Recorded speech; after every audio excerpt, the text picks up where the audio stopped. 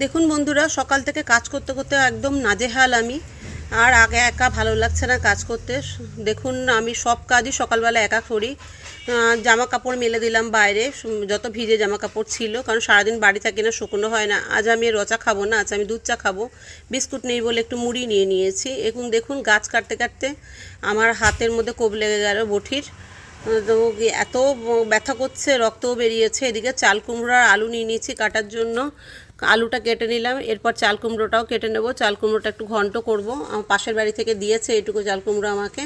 এদিকে মিক্সিতে মশলাটা তৈরি করে নিলাম। মশলাটা তৈরি করার পর মাছটা ভেজে নিলাম। মাছটা ভেজে 4 পিস মাছ আছে, মার আর আমার হয়ে যাবে দুবেলা। আমার মেয়ে তো নেই বাড়ি, তাই 4 পিস মাছ ভাজা হয়ে গেল। এবার আলুর জন্য একটা আলুই দিয়েছি, বেশি দিইনি, আমার আলু খাওয়া পছন্দ করে না।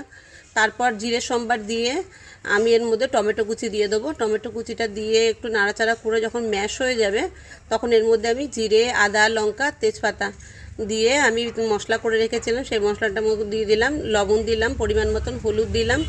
দিয়ে যখন এটা তেল বেরিয়ে যাবে, তখন আলুটা দিয়ে আমি জল দিয়ে দেবো। জল দিয়ে এটা ফুটতে সময় নেবে, ফোটাবো। ফুটানোর পর এদিকে দেখুন আমি একটা ছানা তৈরি করে নিয়েছি, দুধ খেতে ডাক্তার বারণ করেছে। এবার যেই ফুটে উঠেছে একটু মাছটা দিয়ে দিলাম। মাছটা দেবার পর আবার কড়াইতে ধুয়ে তেল দিয়ে জিরে সম্বার দিয়ে আমি যে মশলাটা করেছি, জিরে, আদা, লঙ্কা আর তেজপাতা, লবণ দিলাম, হলুদ দিলাম, সব দিয়ে এটা নাড়াচাড়া করে কষিয়ে আমি এর মধ্যে চাল কুমড়ো কাটাটা দিয়ে দিলাম। চাল কুমড়োটা কেটে দিয়ে ভালো করে এটা নাড়িয়ে চাড়িয়ে, এতে জল দিতে হবে না, কারণ চাল কুমড়ো থেকে জল বেরোয়।